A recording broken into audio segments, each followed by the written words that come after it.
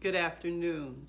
I pray that your Thursday you found spaces and places of joy, of peace, of happiness. Maybe you did something that reminded you of your childhood days, the pleasant part of your childhood. Maybe you bought something from the ice cream truck. Maybe you ran through a sprinkler that was going on. Maybe you allowed yourself to eat an ice cream cone. Maybe you looked at a TV show that was popular back when you were young. Whatever it was, I invite you to intentionally connect to something from your childhood that made you smile, something from your childhood that made you laugh, something from your childhood that made you feel free, made you feel hopeful, made you feel excited for what was to come.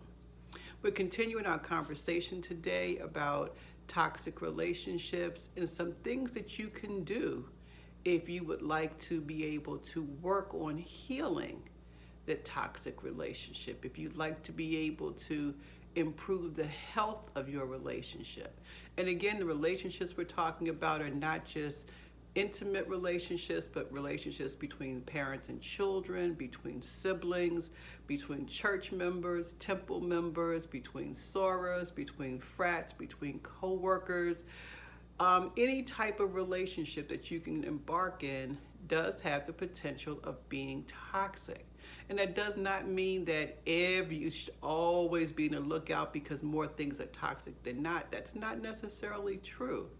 But what it is saying is if you have come with your own challenges, if you have been traumatized, if you have gone through some stuff, and most of us, let's be clear, have gone through some stuff, that sometimes our ability to be in toxic relationships or to attract toxic partners becomes higher than people who were raised in healthy environments, people who were nurtured, people who grew up with a sense of the world is their oyster and possibilities abound, people who were not just going through childhood trying to survive. And that's a quick and dirty explanation.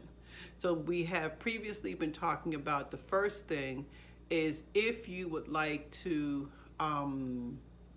work on your relationship, if you don't want to, most people do, a lot of people do, because love is the foundation of relationship. And, there's a saying that says we don't choose who we fall in love with. That's another conversation. But love can just be an emotional thing. Not everybody makes your heart sing. Not everybody gives you that warm feeling in your stomach. But most of you know at this point that those feelings can fade, that there has to be some foundation to a healthy relationship. And if your relationship is not necessarily very healthy at this point, then there are some things that can make it or possibly move towards more balance and good health. The first, as we have talked about earlier this week, is both partners must both be willing to equally participate in changing the temperature of the relationship. It can't be done just by one. Both partners have to be willing to invest the time, the energy, and whatever else it takes to nurture and to grow and to keep the relationship, to bring it to a place of health and then keep it there.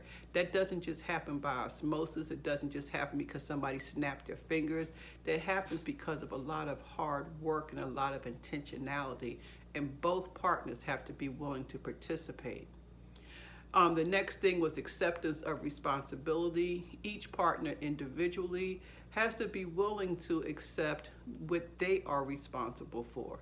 There's a saying that says a broke clock is right at least twice a day, which means that there's nobody who's totally always wrong. There's no one who's totally always right.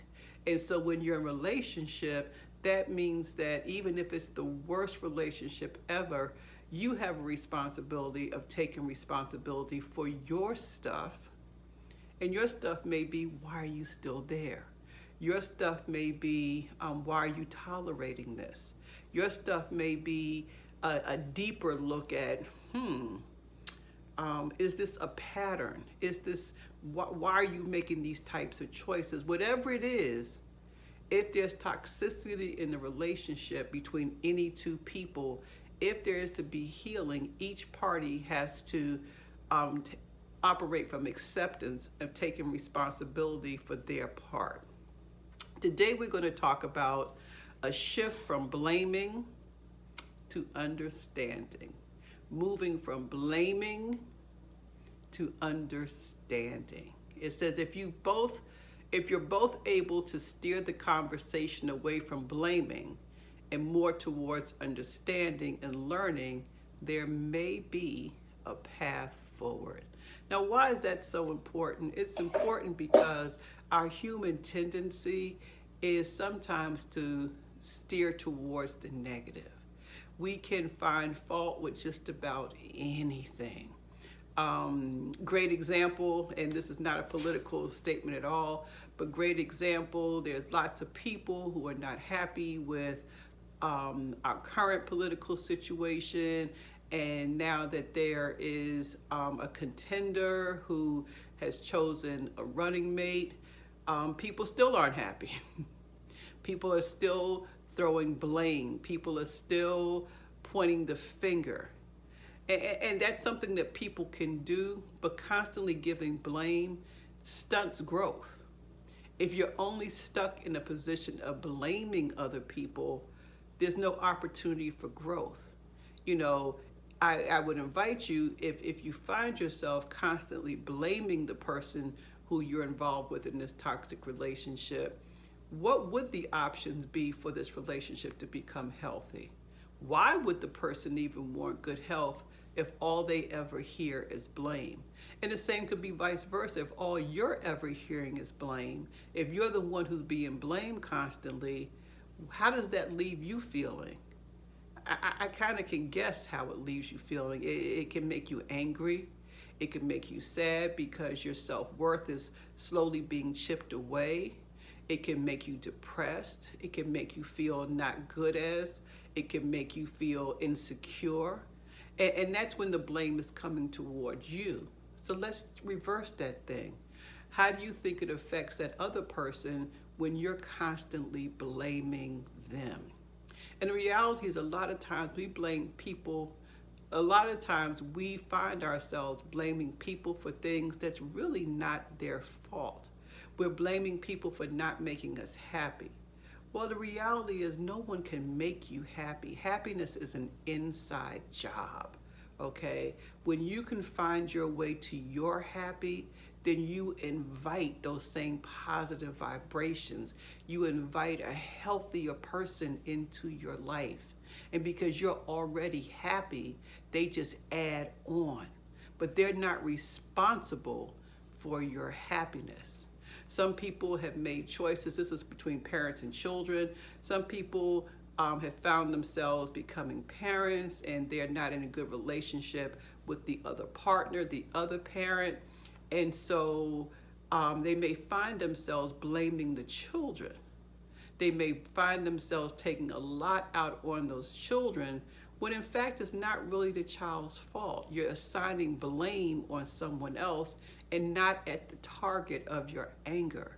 And even if you assigned it at the target of your anger, if it affects the task at hand, which is raising or attempting to raise a healthy child, then maybe the blame is still even displaced. Maybe it's a misuse of your energy to continue to blame the other parent and use all that energy focused on blame as opposed to using that energy into creating a healthier environment for you, for your child, and for that child's other parent.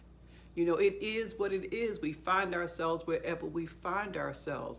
But staying stuck in the position of, well, it's their fault. If they wouldn't have did this, if they wouldn't have did that, if they'd only let me, staying stuck in blame. Whew. It's taxing. It's exhausting. It's not healthy. It's non-productive. It keeps you stuck in a place of pain. It keeps you stuck in a place of dis-ease. It keeps you stuck. And our goal is so that we can have life and have it more abundantly. Our goal is to be able to enjoy all the wonderful things that life can present. But it's hard to enjoy them. It's hard to even access them. It's hard to even notice that they're there if we are stuck in blame. You know, for a number of us, for a number of people, we're finding it very difficult during these COVID times to move out of a place of blame. We're so stuck in blaming, you know, the political structure and blaming China and blaming whoever because we can't hang out with our friends, because we can't go to a restaurant, eat the way we want to, because we can't do what we want to do, because if we want to stay healthy, we have to wear that dreaded mask. We spend so much time blaming and finding fault that we're not putting any energy towards, okay, so if this is my reality for right now, how do I make the best of it? How do I assess it from a balanced state of being? And I'm saying balance. I'm not telling you need to be happy about it all the time, because that can be artificial, but to have some balance. We never want to operate in extremes. And so the whole idea of stop blaming and start understanding, you know, stop blaming other people, stop blaming the person you have the toxic relationship with, and maybe begin to try to look at it from their point of view. Maybe try to look at it, maybe it's not about you or them. Maybe you both are being impacted by a system, impacted by challenges in day-to-day living, impacted by whatever. Back to the COVID example, you know, for a lot of people who are sheltering and social distancing at home, being at home with other people has gotten on their last nerve. People's feelings are raw, sensitivities are high, and we're taking things out on other people. But the reality is, if we shift from blaming to understanding, we might understand that these kids are having a hard time too, homeschooling. They're used to going to a different place and spending time with their teacher, not you, all day long. They're used to seeing their friends. They're used to having lunch. They're used to their routine, which has been totally disarrayed.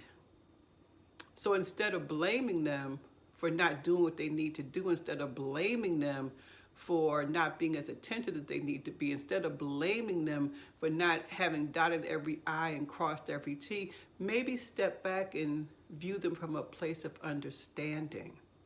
What must it be like to be 9, 10, 18, whatever, and have your whole world disrupted in such a magnified way?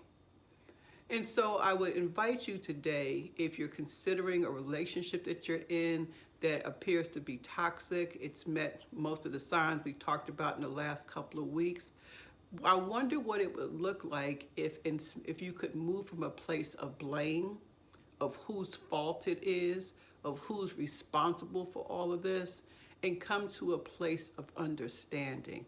And again, I do not want to minimize. You could be in a toxic relationship with someone who is physically harmful to you. And so as opposed to looking at blame, your first step should be to become safe. Safety first, okay? You could be involved with someone or have a relationship with someone who's definitely a narcissist, okay? And they're bringing all that negative energy. But understanding, well, blaming would say they treat me like crap. They're not supportive. They're always belittling me, okay? Understanding would be to say, yes, they're doing all those things because they are a narcissist, and now I get to decide, are these behaviors that I want to continue to engage with? Is this the person or persons in my life who I'm going to choose to continue to allow to be in my life? That's where understanding comes from, okay? Understanding. And so I'm going to need to end. I will talk with you tomorrow because I only get 15 minutes for Instagram. Love you all. Bye bye.